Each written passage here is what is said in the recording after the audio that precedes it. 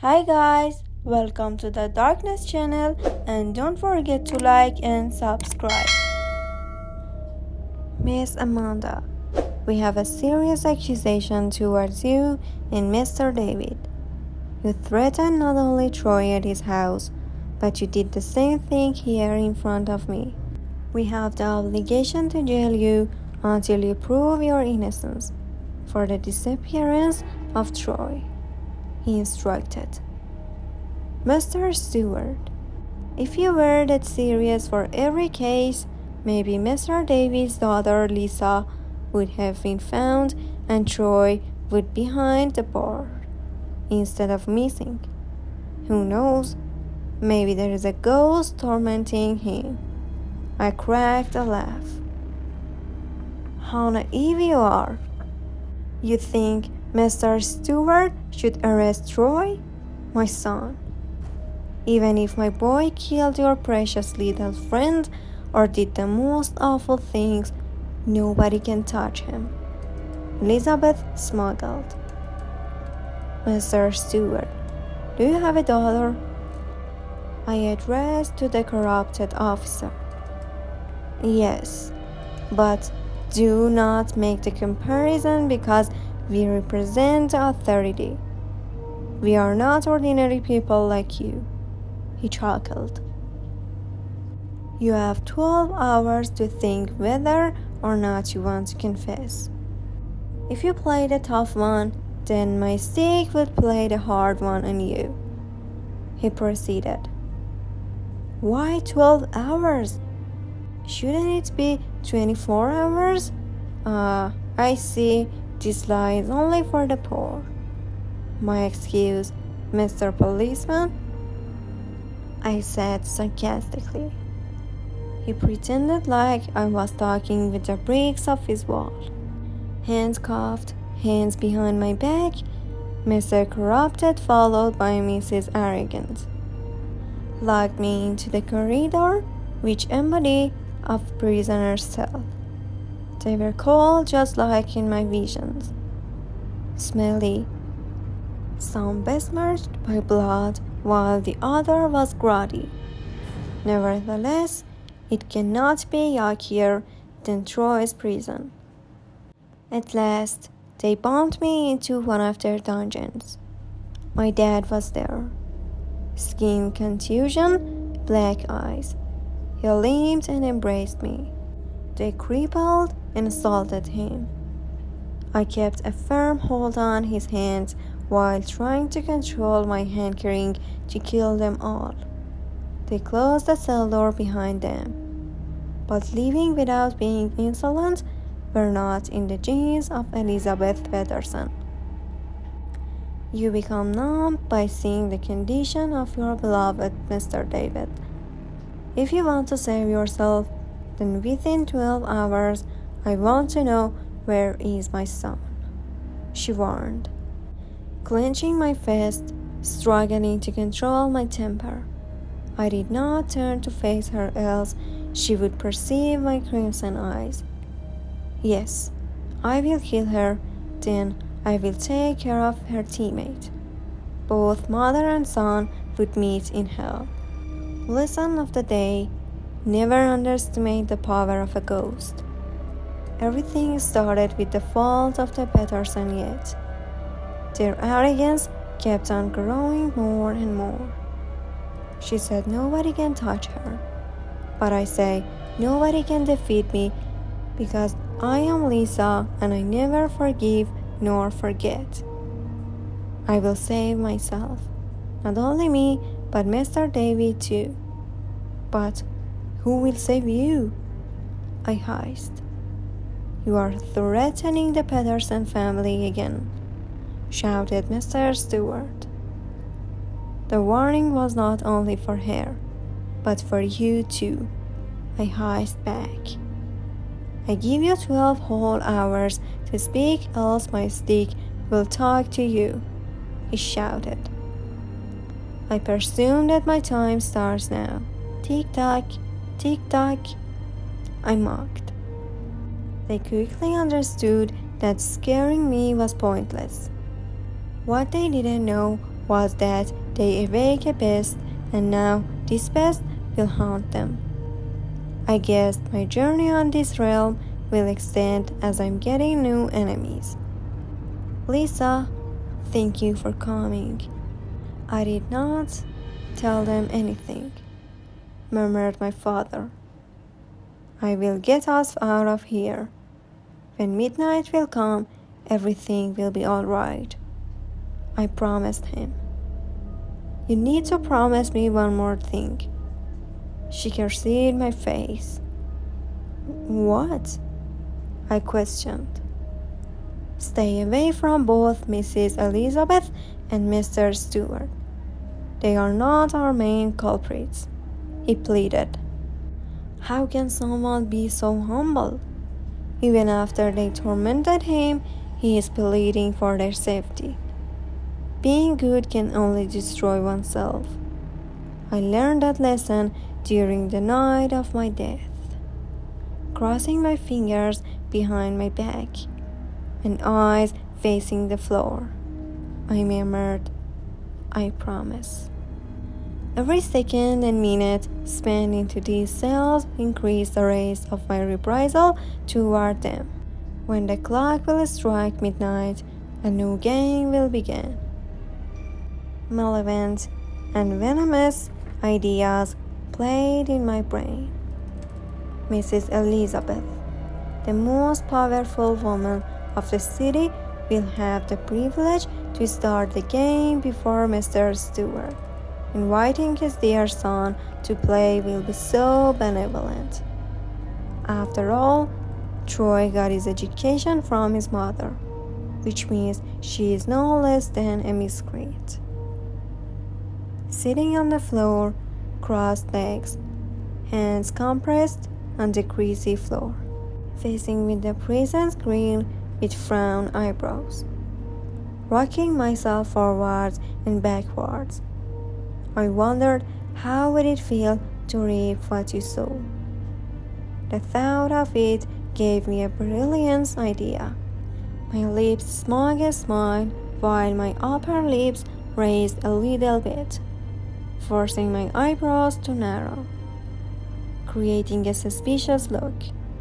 I knew what will tonight's game consist of. Peeking at my father, who was sleeping on a steel box spring which served as beds for prisoners. I should feel guilty for infringing my vow. Instead, a sensation of carefreeness and rebellion took over me. When the tick-tocking of the clock took an end, the cuckoo from the timer resumed by chirping, announcing the end of my 12 hours and the start of my game. Midnight came. Time for the phantom to roam out without a corpse. The sound of heavy boots clattering on the floor slid my eardrums. That must be Mr. Stewart, coming for some confession. The time was crucial. There was no time to lose, else Mrs. Elizabeth Poppet would torture Amanda. Amanda, can you hear me? Yes. And to be honest, your psychopath mind terrifies me, she responded. Shut up. Mr. Stewart is coming. I need you to gain enough time till I come back, and not a word to my father about my plan, I ordered. Lisa, you are planning to go too far, she preached. There was no time for Bestie's argument. I extracted my soul from her body and translocated myself to my bill. My stooge was too squalid, feet tainted red with blood and hair torn with the vines. Going half naked and mocking in front of Mama would aggravate the situation. Amanda will have to be extremely wise while fooling around with Mr. Stewart, because I will take more time than anticipated. The only favorable thing was that the police station located near Troy's house itself. Hello, baby. How was your day? I asked. Please free me, he solicited. That's exactly what I'm going to do, I accorded. Really? He was astonished. But if he thought I forgave him, he will be extremely disappointed. Yes, we will go to meet your dear mother and the police, I informed. Yes, we will confess everything, he adjured. Of course not, I laughed before possessing him. I ripped into rope and sprinted through the woods. Troy manifested inside. There was no time for rebuking, so I blocked him away. The faster I ran, the more I bled, because the wounds were still open. Troy's pain was least of my concern. I hurried to his house and climbed through his gate, as it was locked and I wanted no one to notice me. Sneaking into the garden like a thief, abstained from the front door for the mere reason to avoid being seen. I did not know if Mrs. Elizabeth was still at the police station or she was back home. Being cautious was the best thing to do. I made the round of the Emmets house in search of an open window, but they were all covered with anti-burglar proof. Breaking them with bare hands would be easy peasy. Nonetheless, it would create suspicion. Bursting the garage door would be impregnable. Snatching the doorknob and intruded inside was a child's game. I tiptoed inside the hushed house, while admiring the place where I got raped and murdered. They washed away my gore on the floor, but memories flashed in my head which forced me to see my tainted blood. They killed a sweet little girl and gave birth to 7. They will pay for this. I will kill them all. Galloping into Troy's room, locked the door and slipped into Troy's bathroom. The interior design of the bathroom was dark gray colored. The pattern tiles were beautifully eclectic design, most commonly known as the Victorian tiles. That bastard's house looked like a castle. Unfortunately for him, his time to enjoy his luxurious life expired. I took off the torn shirt, opened the tap of the tub, and lengthened into the beautiful deep brown soaking tub. After washing away all the blood on Troy's body, I dressed up in a V-neck olive shirt, tossed my sleeves, slim fit blue jeans, and a pair of light brown Converse sneakers.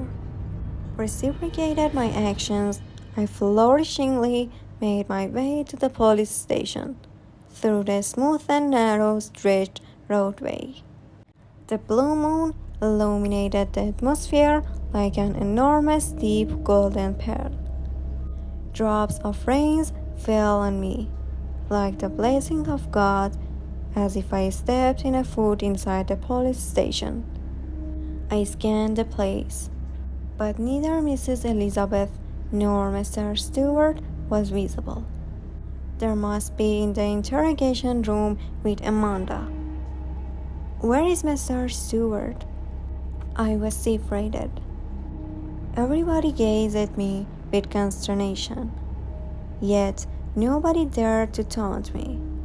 After all, I am now Troy Patterson, the spoiled brat of Miss Elizabeth. Maybe I should occupy Troy's body forever, but this would mean no suffering for Troy, which was unacceptable. In the interrogation room, a policewoman behind the counter vocalized. "Take me there," I yelled back. She nodded and directed to me the path. I felt like a king. Even the police, who was once so rude towards me, are now behaving like my servants. Cool. That was the only thing I appreciated from Troy, even though I took possession of his body by force. We stepped on a few stairs and faced a huge iron door. The female officer knocked at the door, and immediately I hear footsteps oriented toward us. "What?" wailed Mr. Stewart.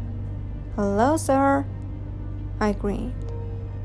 His mouth fell open. Both astonished and eyes popped out like lychee seeds. He shouted, "Mrs. Elizabeth, your son, he's here." I pushed him aside and entered the room, not because I was excited to see Mama, but to verify if both Amanda and my father was all right. First, my eyes examined my father. There were no bruises on him than his previous one. Then my eyes fell on Amanda. She was all right too. But she looked at me with the white of her eyes while her iris moved upward. "Okay," I pissed her off because I took too long to come back. "My son." Mommy came to hug her son. I pushed her away with the ultimate goal to hurt her. Seeing her face, I knew that I succeeded to make an impact on her feelings. Crossed arms, furrowing one's brows, and gave her a death look. "What the hell? You filed a missing case on my name," I yelled. "Because you did not come back home," she cried back. "So what? Am I a kid?" I yelled. "No, but that's not your habit," she murmured. "Put an end to all those nonsense and let's go back home. I have something to show you," I signed. "Okay," she nodded. Mr. Stewart, how is Diana?" I buffed. "Diana?" he asked in confusion. "Yes, your daughter. We are friends, but I did not see her for a long time." I lied. "Oh, her name is Malia. She's fine, and she just joined Middlesex University," he unveiled. "Oh, great." I laughed at his stupidity. He just gave information about his daughter to a predator. I winked at Amanda and my father, knowing that I saved them. Checkmate. Now, time to start my little game. Mrs. Elizabeth looked so happy to see her son, but she did not know that death came knocking at her door. I grinned because tonight blood will be shed. She should have never messed with a ghost. Going fast is great, but hypermilling can give you great wine. Driving is relatively easy, yet high speeding makes the route adventures, especially if it is a ghost drifting his victim into its trap accompanied by loud rock music. I insisted with my new mother to drive the car myself, and now seeing her face, I knew that she regretted her decision. This drive will surely give her a foretaste about her upcoming misfortune. "Can you please slow down?" she yelled with hands holding her heart. "Does death scare you?" I asked. "Why are you speaking nonsense?" she shouted. I hit the brakes as hard as I could and tapering off as I came in front of the Peterson's Mansion gate. Mrs. Elizabeth could hardly breathe. If a short drive from the police station to her house traumatized her, then what would happen when the game will start? I didn't know that behind the arrogant woman hid a coward. I turned my visage to face her. Was it the drive or my questions that made you uncomfortable? I teased. Shut up! She was mad at her son. Little did she knew that it was a ghost speaking to her. She unlocked the gate and got inside. I walked behind her by whistling. Playing in the garden would surely be more fun than indoor games. Scratching my head with my long and bony fingers. My eyebrows slant down towards my nose, making an evil look. Squaring my jaws and cracked a maniacal smile. With my palms facing each other and my fingers drumming together, I stopped walking. Mommy! I prolonged my words with a low-pitched tone. What? She turned around, lifted her hands in the air, and took a long breath. Let's play. I grinned. What's wrong with you? Are you mad? It's 1 a.m. She scolded. I observed her exaggerated action by tilting my head to one side. Then I drew closer to her and kneeled myself to her level, putting an arm on her shoulder. I fixed her in her eyes with coldness and observed each of her blinkings. If she was wise enough, like her flattered, then she should know that I'm not Troy. Truth or dare? I asked. Troy, stop being annoying and let's get inside. She spun her heels to get away from me, but I seized her hands and crumpled it. Stop it! You're hurting me, insane boy. She cried with pain. Truth or dare? I questioned again with the same pitch of tone. Fine, truth, she exclaimed. If you ever learn that I killed someone, will you punish me? I inquired. You are my son. Nobody will touch you. She smiled warmly at me. Well, I raped Lisa and killed her. I confessed. What? She hushed her tones. Will you punish me for my deeds? I asked, giving her an opportunity to rectify her mistakes. Then maybe I could spare her. No, let's get inside. We will figure out how to cover up your mess, she whispered. I laughed at my idiocy. How could I ever thought that a person like Mrs. Peterson could get me joystick? Both rattled and incensed. I tightened my other hand around her waist and pulled her hair. Letting her see my soul would be funnier, but that would never help me with this. However, when ghost possesses a human, being their eye's color can be made visible to another human. Troy, what's wrong with you? You are hurting me, she inflected. Troy? No, Mrs. Elizabeth. This is Lisa. I snapped. I fluttered my eyes and changed it to this real color.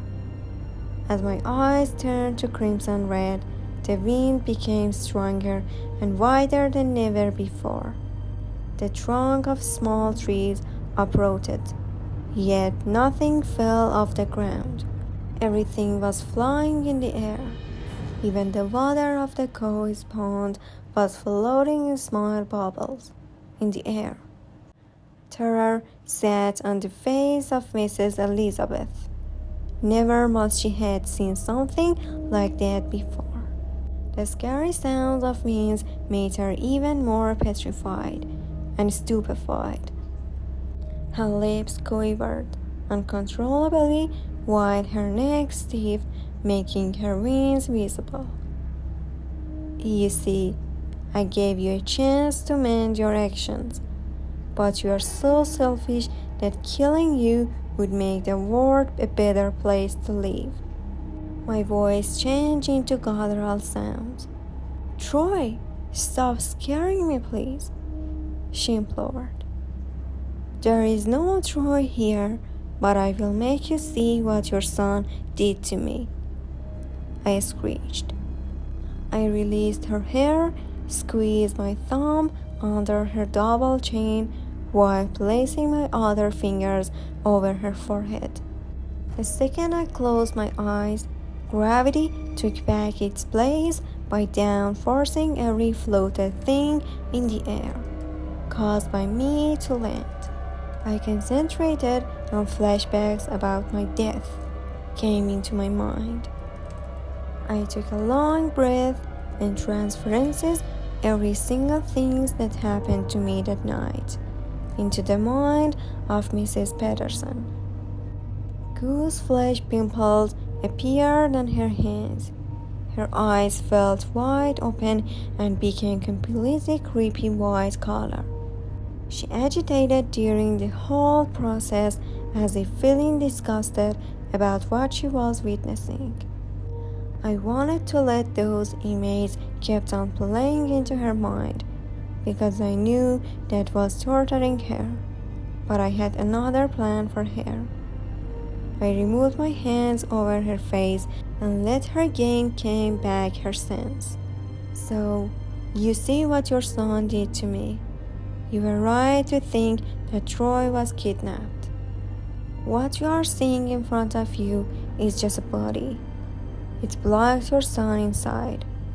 But before that, I raped your son with a huge branch and tortured him the whole time. I had nothing against you, but you agonized my father. So your sentence is only death in the hands of your own son. I cracked a laugh. Fear took over Mrs. Peterson till her bones. She showed me and ran inside her house. I did not move a finger to stop her as I was enjoying the sense. My eyes fixed her every moment until he locked the door behind her. Playing hide and seek was my favorite game since childhood. I marched to the door, airdropped her move through the door, and busted into a laugh as her moves indicated her hastened to stew away from me. I took a few steps back and kicked down the door as I stepped inside. I called out her name. Mrs. Elizabeth, you know it's futile to hide away from me.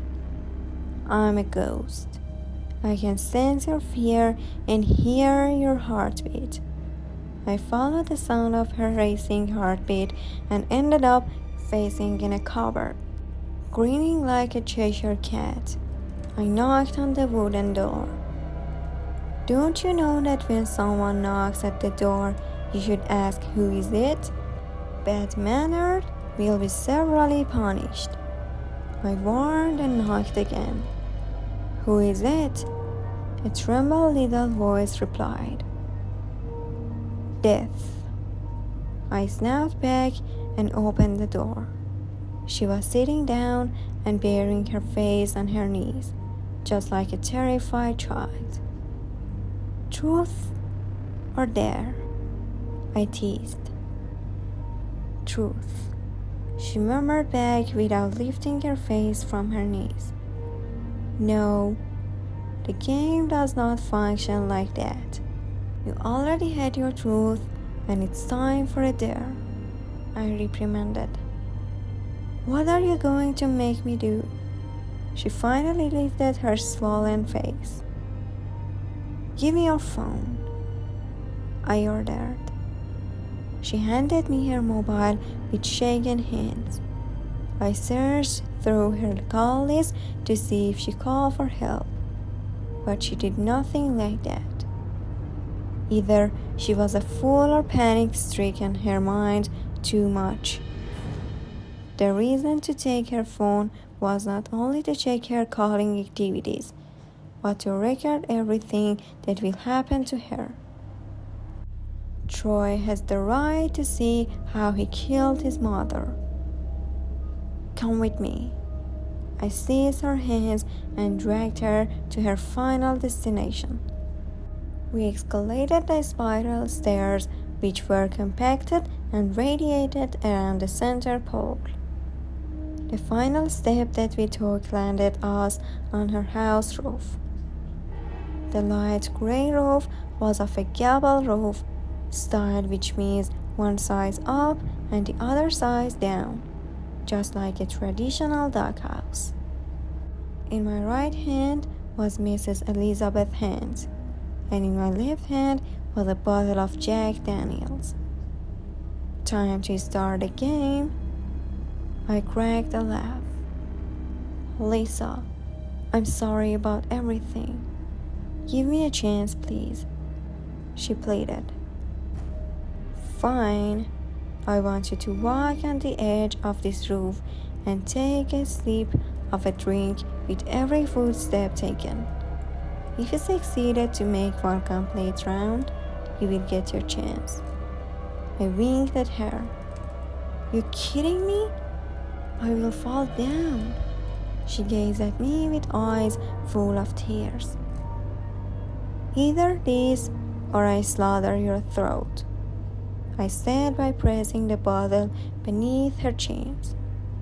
Her heart palpitated while her hands reached the bottle. She trudged to the edge of the roof and took a sip of the drink. Meantime, I sat on the flue liner of the chimney and filmed my horror movie. Mrs. Patterson stretched her arms horizontally to gain balance while she dragged on the drip edge of the roof. She proceeded step by step hesitantly. The first few moves were excellent, just like an acrobatic, but arriving halfway her legs weakened, or she was just too dry to continue. However, her bravery should be admired, because she did not give up. Her feet kept on tipping over the shingle, yet she fought for her life. She sweat profusely. Her red hair was all wet with perspiration, and her eyes were concentrated with each of her moves. Each of her false moves thrilled me. It was amazing to see the person who was once inhuman now struggling for her life. I did it, she yelled with excitement as she reached her starting point. Bravo! I clapped my hands and stepped towards her. Let me leave now, she bewildered. Head in clouds. I scratched my head and licked my lips. Should I let her leave or not? I promised her a second chance if she succeeds, and she came out victorious. Legends say that ghosts are manipulative, so deceiving her will only be my true nature. Actually, I promised my dad not to harm you, but if demons like you keep on breathing, then the world will suffocate. I grinned. No, you wolf to me, she cried out. I'm a ghost. You should have never trusted me, I said before I swung my foot right in front of me, like snapping a towel, which led Mrs. Patterson to collapse and hit the ground by making a satisfying crunchy sound of broken bones. The end of Mrs. Patterson. I watched from above her broken body and felt like wanting more. I'm enjoying killing people. It's like becoming addicted to murder. What's happening to me? As the night wanes, the day extended. Last night was spectacular. I could not leave her body there because if her dead news got into my dad's ears, he would know that I was responsible for everything. Wisely, I lifted her fractured body and placed it into her car's back seat. Her blood felt so warm that I scrubbed it on my face. I'm changing, but for the worse. I drove the car at Amanda's place. First, and joyride both of us into the forest of silence. After chaining Troy again, but this time with twins, I fusion into Amanda's body. He did not get consciousness the whole night, and I did not want to miss his reaction when he will see his distant mother in front of him. The worst is not killing her, but the fact that she would not be buried will imprison her soul in another realm.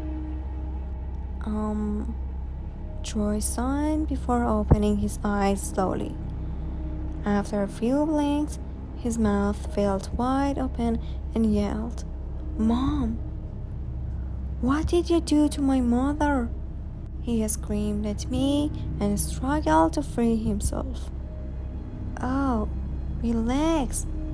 I will show you everything from the beginning," I said and showed the recorded video. He watched with horror the whole sense.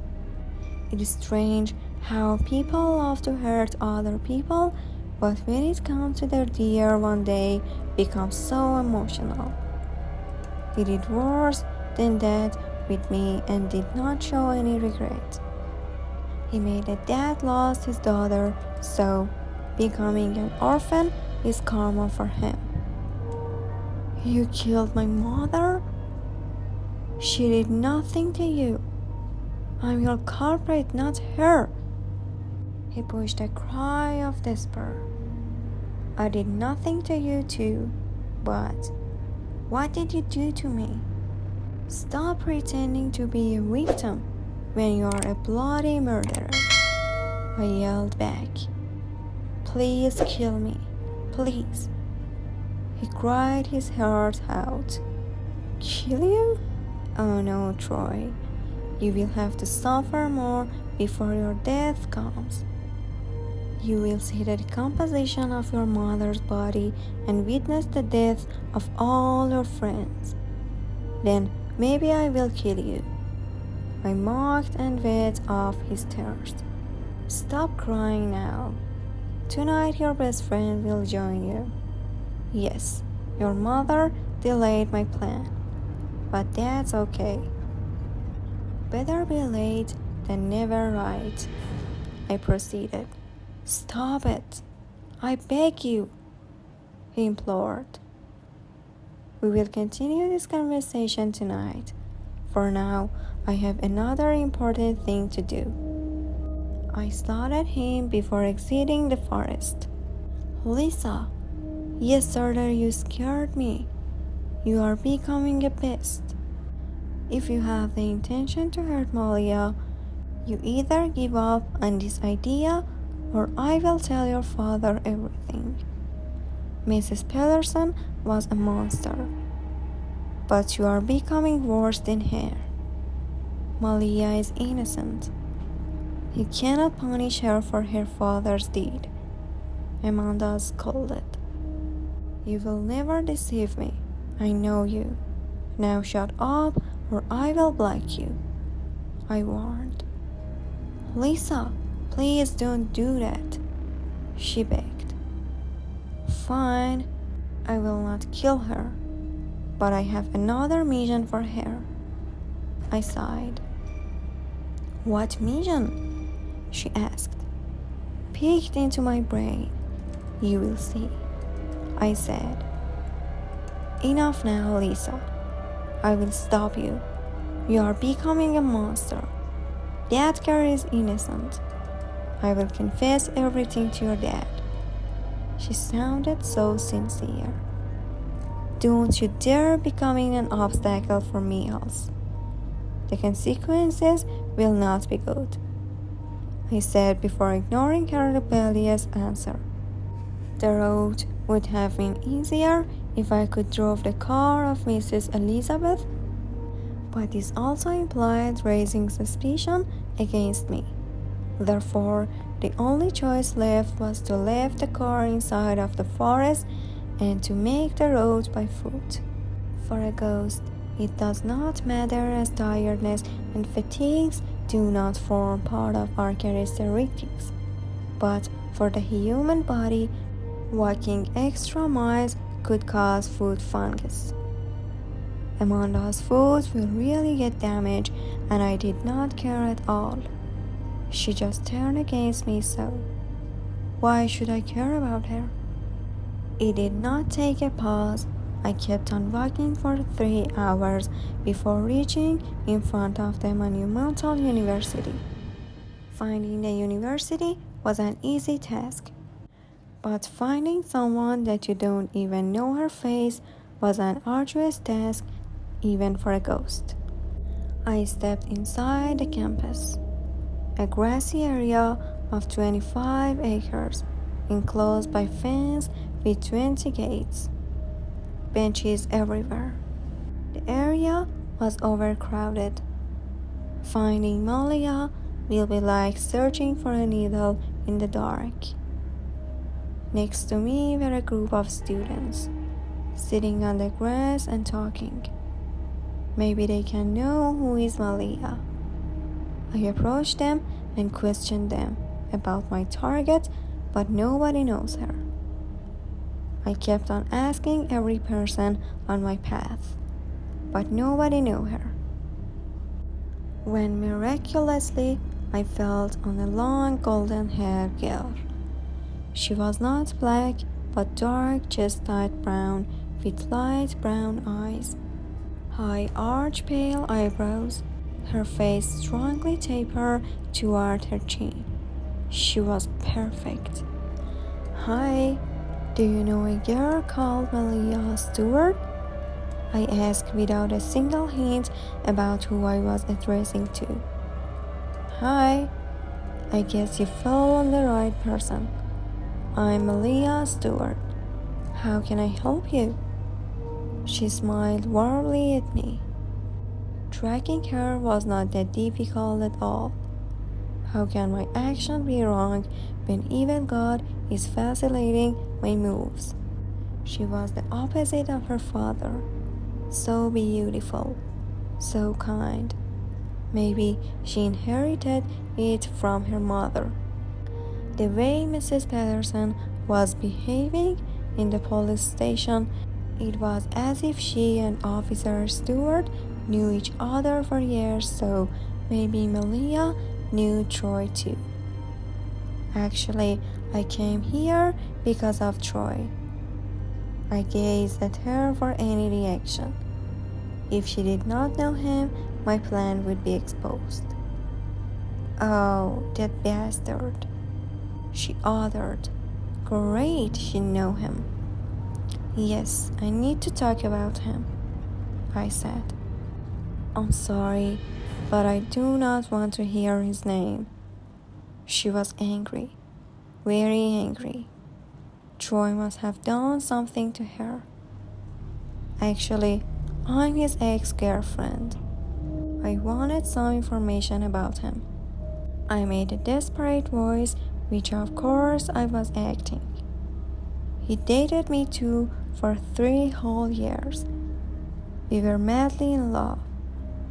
I was the one who broke up with him because he was a womanizer, she said. She was a victim just like me. But the only difference was that Troy loved her. Why did he love her and not me? Without realizing, I was vexed and pummeled furiously my fist. My mind kept on repeating to kill her, but these foolish moves might destroy my whole plan. I needed to become her friend. I need to get her trust to be able to use her in the future. The fact that she was the love of Troy, he would be so mad and worried for her that blackmailing him would become easier. Maybe we should meet somewhere and share our story. I'm so heartbroken and needs help. I have no friend at all. Someone told me about you, so I thought that you and I can be friends. I lied. Yes, I'm sorry if I was rude to you. She consoled me. That's okay. Can we meet on Monday next week? I asked. Yeah, or we can just go take a coffee right now, she suggested. No, I have worked. Monday will be more than perfect for me, I said. Okay, I will be alone too next Monday. My father will be at work, so come to my place instead at 8 p.m. BLK 21 Avenue Road, she said with a huge smile. I will be there for sure, I grinned. I did not know which word to use to describe this girl. Foolishness or kind-hearted. She wanted to help and she will help me, but not the way she's thinking. I got other plan for her. Tonight, Troy will not only see the death of his friends, but he will get another shock. He would know that Malia is also under my control. Malia will be my last pawn in my mastermind plan. As the sky darkens, leaving nothing more than just complete obscurity, Ace Club opened its door for people to party. The robust man who served as bouncer stood in front of the door to control the entry and exit of the club. And there was he, my murderer, the most brutal and cruel among all my other enemies. I looked at my knife, which was not too bold, not too sharp, just the right amount of sharpness to inflict the most unbearable pain. Being a sleepless ghost gave me incredible amount of time to plan for the most demonical revenge. Sitting into my rental car, I cast a brief look at my strong mental cage, which will serve as confinement for a dog like Christian. I grabbed the car's handle and opened the door. My 4-inch heeled sandal with glowing ankle buckle click-clacked on the strong surface of the road.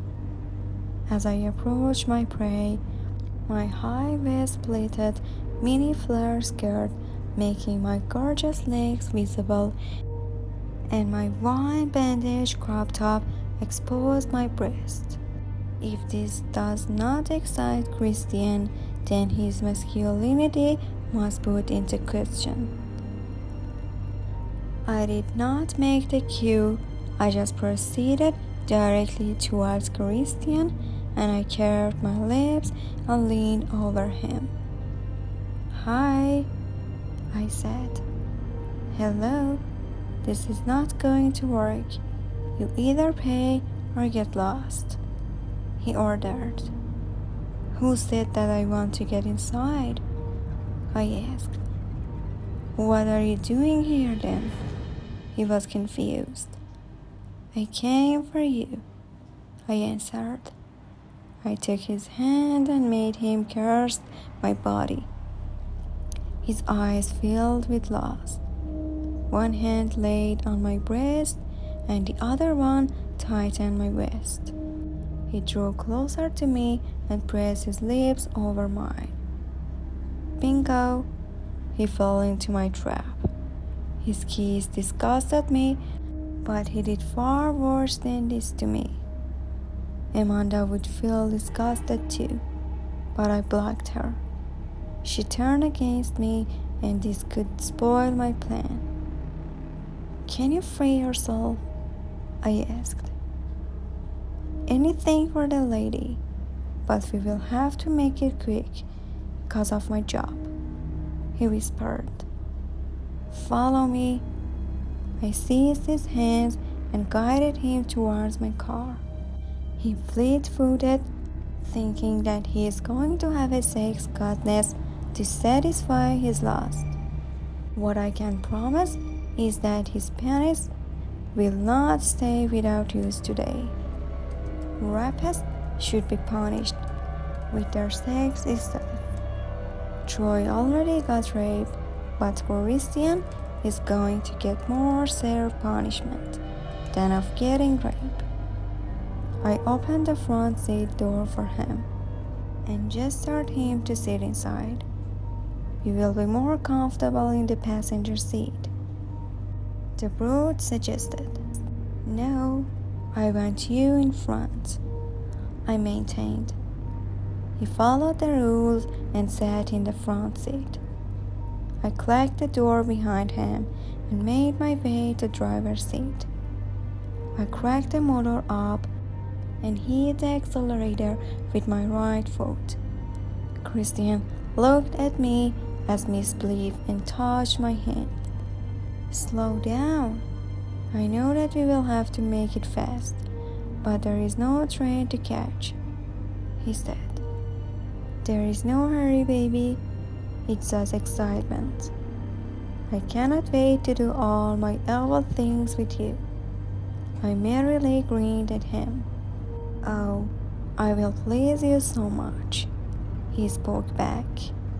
No, you will die tonight, I said before strangling him with my right hand, while my left hand stayed on the steering wheels.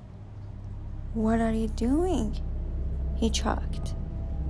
Your goodbye was not our last meeting, huh? I turned my head to face him, changing my eyes to its real color. He tried to free himself, but humans are weaker than ghosts. We ghosts, we have 1,000 times more strength and power than human. Who are you? Why are your eyes black red? He coughed. It's Lee Savage. I came back for your death, and we are going to meet your partner right now. By the way, my eyes are not black but red, I mocked. I released his throat because I did not want him to die choked. That's a too easy death. With a blink of my eyes, the door locked on its own. Christian fought with the handle to open it and flee away. But in vain, nobody can save him from me. Nobody interfered between me and my revenge. I flipped my hair in the air. That's when my eyes caught my reflection through mirror side. My eyes were completely black, only my pupils were crimson. Under my eyes, black veins appeared as if making zigzag till half of my nose. What's happening to me? Christian was right, my eyes are black. Heads in clouds. I felt a punch over my face. That bastard hit me. I closed my fingers like a tight ball and punched him back, and he fell unconscious. We did not take longer before arriving at our destination. I dragged Christian out of the car, shifted my weight on my right knee, put it between his legs, draped his right hand over my right shoulder, then placed my head under the brute's armpit and wrapped my arm around his right knee and left him over my shoulder. On the other hand, I carried my pet cage. Troy would be so happy to see his friend. As we forwarded toward my grave, the smell of rotten body became stronger. For me, this icky smell was like calling into my nose. Mrs. Pedersen, the composition body, is doing a great job by pestering my murderers with a funky smell. Christian's dead body will surely add more flavor into the air. Say hello to your friend, I shouted as I approached Troy. No, no, he cried. I fixed him without blinking my eyes and palmed down my hands, which was my way to order the veins to release Troy. I expected him to run away instead. He ran towards his friend and tried to wake him up. What a brotherly love. It was so kind of me to send them both to hell. Best friend for the better and for the worst, I teased. Let him go. Torture me as much as you want. I'll let him go. He caught my leg and cried. Who told you I was going to torture him? I asked. You are the one who will do the dirty job, I announced by pressing my palms to my face. No. He was about to rebel when I shushed him with my fingers. I need to tell you something before you play the tough boy with me. I just befriended a girl called Malia Stewart. You know, the one who lives at BLK 21 Avenue Road. The gorgeous little girl of yours. I cracked a devilish laughter. Don't hurt her, please. He licked my foot to implore me. Don't hurt her, please. I mimicked him, but I was really disappointed when he did not laugh at my imitation. He sat on the soil, did not say anything, and his hot tears kept on falling from his eyes. I kept him company by sitting on the ground too, with folded leg. I put a hand on his shoulder, acting like I'm feeling bad for him. I took my knife and pounded it against his cheek, making sure not to cut his flesh. This knife is not meant for him. The choice is yours. Either you take this knife and do everything I tell to do with your dear friend, or I will take the pleasure to cut your ex-loving girlfriend bodies into pieces and give it as treat to dogs. You have 3 minutes to decide. I beamed. But he tried to convince me, but I cut him off. 1 minute gone. I played the deaf. Lisa. He tried again. 2 minutes gone. Tick-tock. Only 1 minute left. I continued to play the deaf. He took a long breath and he snatched the knife into my hands and nodded with approval. He chose his ex-love over his best friend, such a snake friend. He kept on sobbing harder than when I wept the day he killed me. He should know that the world is round. What you did today would slap you on the face some days. Put Christian into the cage and lock him, I ordered. He accepted the orders by lifting Christian and locking him inside. I could see the pain in his eyes, but unable to feel it. When I was alive, I could not see a single tear in his eyes. Troy was my devotion, and now I came as his exterminator. He stole what was more precious to me, my life, the right to discover the world.